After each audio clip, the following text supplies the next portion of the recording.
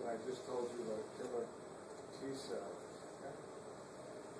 I'm not interested in testing you on capping and that little paragraph, so you can skip that.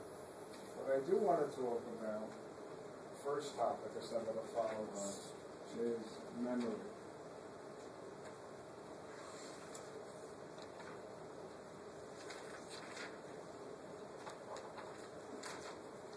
Let's suppose you had an infection, staph, and I have in my body certain immune cells, certain B lymphocytes. They're called B. I'll tell you how they get to be called B a little later. And they're the ones that make antibodies. And I have a few that recognize foreign proteins on staph. And they will get activated. Let's see how.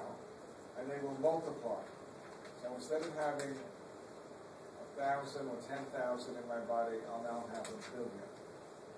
And they will make antibodies, which are proteins, I'll show you what they look like, that attach to the foreign antigen. If that foreign antigen is on the outside of a bacteria or a virus, by attaching, it's going to inactivate that bacteria or virus. Or mark it for what? Destruction. So, and good. How long does it take from the time you get an infection to the time you make antibodies? 3 to 6 days. Quite a long time. You hope in that time you'll be fighting off the infection. How? With everything I did before. Remember the non-specific ways? And you ask, why does it take so damn long? And I wish the books would tell you this. Because your body has to be 100% certain that you need to call in the immune system. This is your last line of defense. Okay? But that's not the reason. The reason is that when you use the immune system, you're going to do things to kill whatever is foreign and different, that inadvertently you're going to do some damage to your own tissue. So you don't want to call up your immune system unnecessarily. Okay? Now, nature says something else. If you're susceptible, remember the word susceptible to infection? What if your immune system cured you of your staph infection this week? You had it, and you brought in your immune system, you made antibodies. That's only one side of the immune system. What if you get a staph infection next year? Your immune system has memory. And now when you get exposed to the foreign staph, you will make antibodies probably within 24 hours. You will peak within 2 days. 3 days. You don't have to wait anymore. Okay? That's antibodies. At the same time, what if you had cells that were infected with virus? Okay? Or cancer? Then you're going to activate which end? Oh, I erased it. You're going to activate the cytotoxic T cells, the cells that are going to do what? Kill your cells because they are what? Infected or they are cancerous. And guess what? If that comes back 6 months later, you don't have to wait. Again, 6 days, 7 days. You will make those what? Killer cells within 2 days. So both arms of the immune system have what? Memory. And so I'm going to give you the names of both arms. The names of both arms of the immune system, unity, is one, humoral.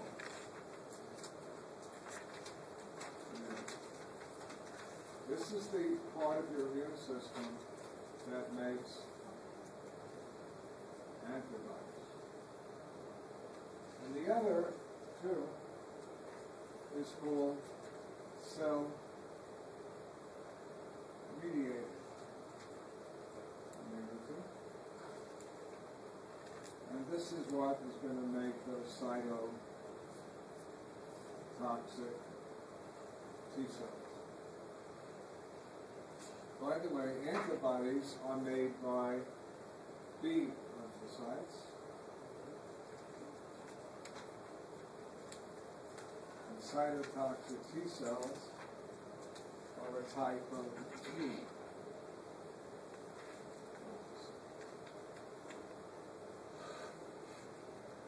So I will now explain to you that not only these are the main ones. There are several types of B cells. There are many types of T cells. How did they get the name B and T? So I will explain that in a second. Ready? You're born naked. You have no immune system. You hear me? You get infected. The only thing you can rely on is you hope that during the pregnancy, your mother gave you a large number of antibodies, that crossed the placenta and went into your blood. No, you cannot make your own antibodies till about 3 to 6 months. You are really naked. You are out in a very dangerous world. Okay? Now you start making white cells. Remember? Neutrophils, monocytes, lymphocytes. And your lymphocytes, all of them multiply until you got hundreds of millions of them. And what do your lymphocytes do? They say, okay, all lymphocytes that are made, they're all made in the bone marrow. We're going to divide ourselves into 2 groups. I don't know how they divide. I don't know. There is a cell that goes, you go here and you go there. They divide. And half the lymphocytes leave the bone marrow. They go into the blood. Where do they go? They go to the thymus. Remember the thymus? And in the thymus, like it was some religious ceremony, they get sprinkled with a hormone called thymosin. Remember thymosin? That gives you the name? And they go, oh, I am now a T lymphocyte. Okay? How many different types are there? About 2 million different types, and you got thousands of each. Can you believe this? Huh? 2 million different types of T cells. One says, hi Harry, what do you do? He says, I recognize only a particular protein that you find on stress. What do you do? I recognize a particular protein found on a fungus. You all what? Recognize something different. Now where did they go? They say, well, some of us will stay in the thymus because we like it here. But most will go back into the blood. And you know where they'll set up home? In your lymph nodes and in your spleen, and some back into your bone. Right? That's their home. Oh, and your tonsils. Remember the lymphoid organs? Most of them are in the lymph nodes. And what are they doing? They are going to have the most boring life you can imagine. They are going to sit in that lymph node. And they're going to wait for the macrophage to what? Catch something foreign and present it to them. And most of them are going to say, I don't recognize it. Remember, they only recognize what? So of the billions of types that are sitting there, maybe in your lifetime, I'm not kidding, maybe 100 will what? Be called into action, 200, maybe tops. What are the rest of them? They multiply, they set up home, and they keep surveying what comes by them, and they don't recognize it, don't recognize it. So it's very tough. It's a boring life. Hopefully they can talk to the other boring lymphocytes. What do the other half do? They stay in the bone marrow. There's a big question where they're going to get sprinkled with their what? Magical water, magical hormone. We say probably the intestine, maybe the bone marrow. Books don't tell you nowhere.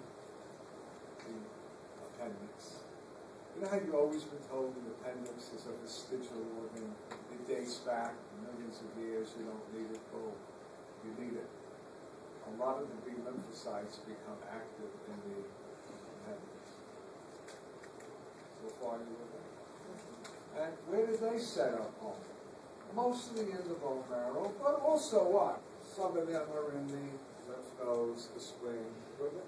So your lymphocytes have now, very early in life, by about the third month of your life, have divided into two groups, T lymphocytes and B. And after the T lymphocytes have been made active, not really,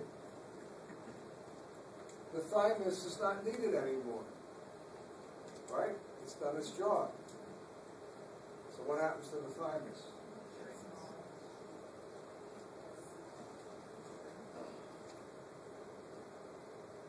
It begins to shrivel up. You don't need it. You need it to just what? Make half the lymphocytes T. What's the difference between T and B? B are going to make your antibodies, and T are going to make your cytotoxic T cells. Got it? Okay, that easy? And if you get challenged by a particular protein, meaning something, or it could be a big polysaccharide as well, only what? One group, only one type of lymphocyte will what? Recognize it?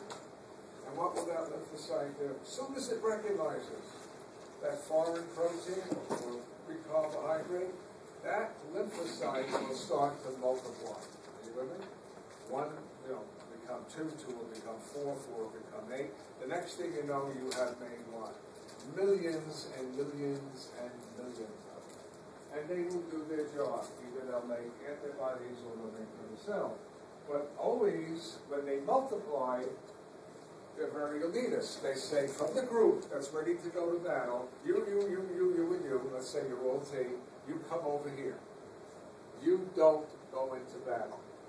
You're going to be memory lymphocytes. Memory T or memory B. You with me?